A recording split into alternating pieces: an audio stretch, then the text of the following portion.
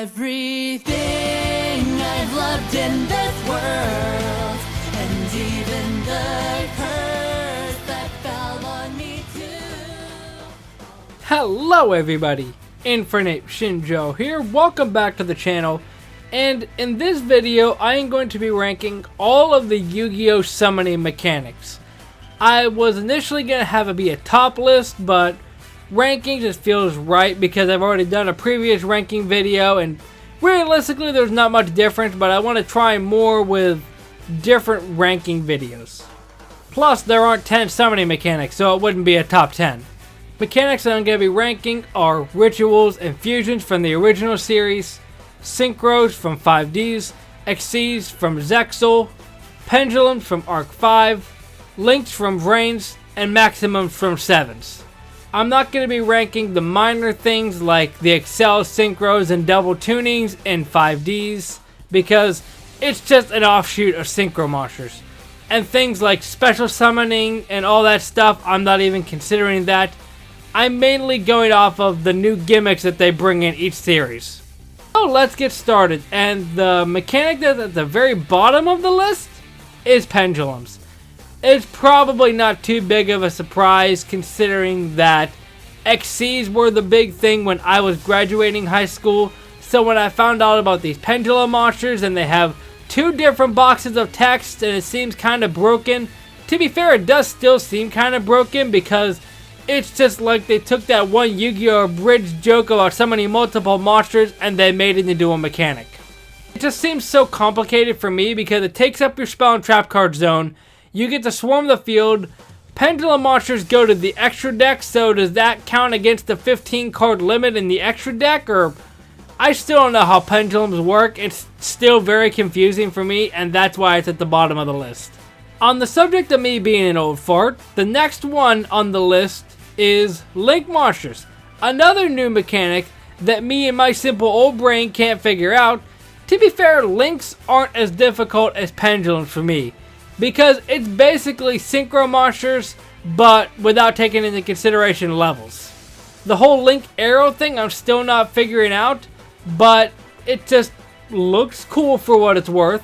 And at least it's different where it doesn't have a defense point. It can't be in defense mode, so it's just all out battle.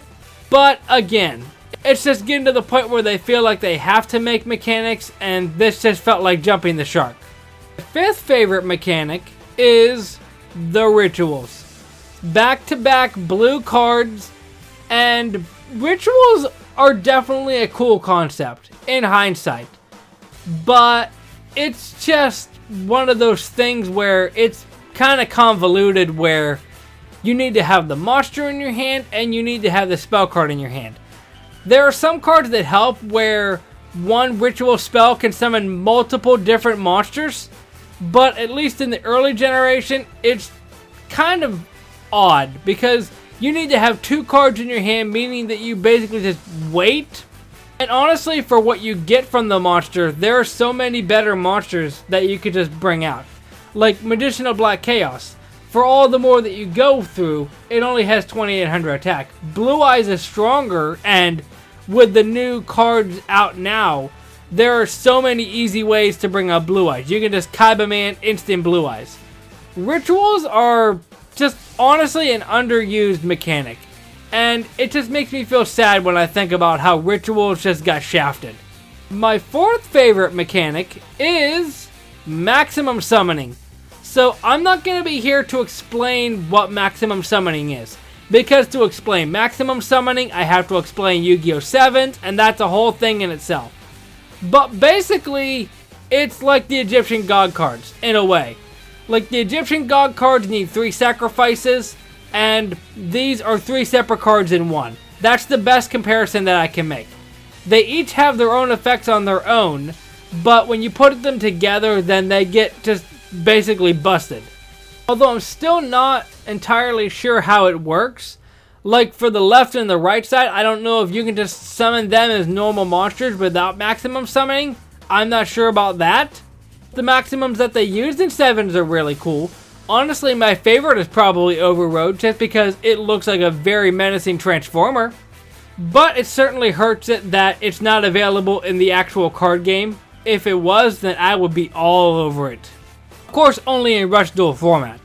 My third favorite summoning mechanic are Xyz monsters. Now, I mentioned before that Xyz monsters were around right when I was graduating, and Xyz monsters aren't really that difficult, for the most part. Like, most of them just say you need 2 level 4 monsters, 2 level 5 monsters, stuff like that. It does get kind of complicated when you get to the higher levels, because you have to find some way to increase your levels to bring out a monster like that. And it's really cool that the Xyz monster basically gets 2 floating orbs around it, at least shown in the anime, and you can use them to get different effects. And for most of the time, you can use those effects whenever you want. You can use them when your opponent's attacking you. You can use them during your turn. You can use them whenever. And that just makes it really cool. There are a lot of Xyz monsters that are probably busted, but overall, Xyz monsters are pretty solid in my book. My second favorite summoning mechanic is Synchro monsters. This probably isn't a surprise because Synchros were at the height of popularity when I was in high school, and I ate that up. I literally have real life card decks of Akiza's Plants, Leo's Morphtronics, and Jack's Red Dragon Archfiends. And I just love using Synchros. I have a whole Synchro deck just made up of random cards that I like. Back in the day, I'm sure people complained that you had to figure out what a tuner monster is, what a non-tuner is, and then you bring in cards like Formula Synchron that are a Synchro and a tuner monster, and people probably complained about that. But in hindsight, it's just a really solid mechanic. And it's not where it feels like they're just running out of ideas, because Synchros just feel like the next logical step, even though it is just math. And by process of elimination, that means that my favorite summoning mechanic are the fusion monsters.